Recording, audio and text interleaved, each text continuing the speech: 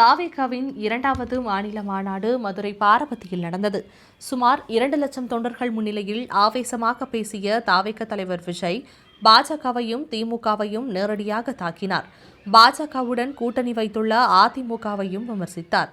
முன்னதாக மாநாட்டில் பங்கேற்க வந்த விஜய் மாநாட்டு திடலில் அமைக்கப்பட்டு இருந்த ராம்ப்வாக்கில் நடந்து சென்றபோது தாவேகா தொண்டர்கள் சிலர் விஜயை பக்கத்தில் காணும் ஆர்வத்தில் ராம்ப்வாக் மேடை மீது ஏறினார்கள்.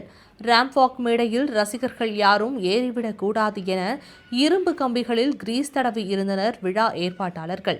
ஆனாலும் அதையெல்லாம் பொருட்படுத்தாமல் விஜய் ராம்ப்வாக் சென்றபோது அவரது ரசிகர்கள் பவுன்சர்களையும் தாண்டி மேடையில் ஏறி குதித்து விஜய் அருகே நெருங்கி வந்தனர். அவர்களை தடுத்த பவுன்சர்கள் குண்டுகட்டாக மேடையில் இருந்து தூக்கி எறிந்தனர். அப்போது ஒரு ரசிகர் கீழிருந்து ராம்ப்வாக் மேடையில் ஏறியபோது பவுன்சர் ஒருவர் அவரை அலேக்காக தூக்கி தரையில் எறிந்தார்.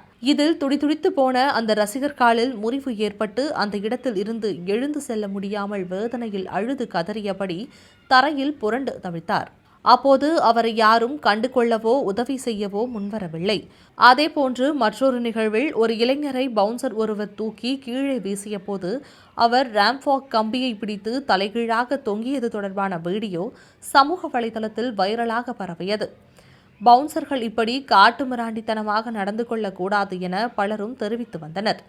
பெரம்பலூரை சேர்ந்த சரத் என்பவரே அந்த இளைஞர் என கூறப்பட்ட நிலையில் தான் அவர் இல்லை என தாவேகா நிர்வாகியுடன் இணைந்து சரத் வீடியோ வெளியிட்டார். அதே நேரத்தில் தான் அடிபட்டு விழுந்தது என கூறி வீடியோ வெளியிட்ட மற்றொரு நபர் அதனால் தனக்கு எந்த காயமும் ஏற்படவில்லை என கூறினார். இந்நிலையில் அதே சரத் விஜய் பவுன்சர்கள் மீது பெரம்பலூர் காவல் கண்காணிப்பாளர் ஆதர்ஷ் பசோராவிடம் தனது தாய் சந்தோஷம் என்பவருடன் சென்று புகார் அளித்துள்ளார்.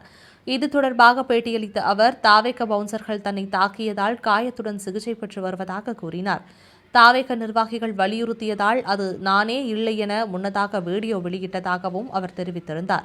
அவருடன் பேட்டியளித்திருந்த தாய் சந்தோஷம் தனது மகனுக்கு இந்த நிலையை ஏற்படுத்திய பவுன்சர்கள் மீது உரிய நடவடிக்கை எடுக்கப்பட வேண்டும் என கோரிக்கை விடுத்துள்ளனர். தாவேகா நிர்வாகிகள் எழுதி கொடுத்ததை அப்படியே தனது மகன் முன்னதாக ஒப்பித்ததாகவும் தாய் குற்றம் சாட்டியது குறிப்பிடத்தக்கது. புகாரானது குன்னம் காவல் நிலையத்திற்கு மாற்றம் செய்யப்பட்டது. இந்நிலையில் விஜய் மற்றும் அவரது பவுன்சர்கள் மீது 3 பிரிவுகளின் கீழ் குன்னம் காவல் நிலையத்தில் வழக்கு பதிவு செய்யப்பட்டது. இந்த சம்பவம் தாவேகா தொண்டர்கள் மற்றும் நிர்வாகிகளிடையே அதிர்ச்சியை ஏற்படுத்தியுள்ளது. ஏற்கனவே மாநாட்டின் போது கொடிக்கம்பம் சரிந்து கார் நொறுங்கியது. வெயிலின் தாக்கத்தால் தொண்டர்கள் மயக்கம், தாவேகா பேனர் கட்டிய கல்லூரி மாணவர் மின்சாரம் தாக்கி பலி என பல்வேறு அசம்பாவிதங்கள் நிகழ்ந்தன.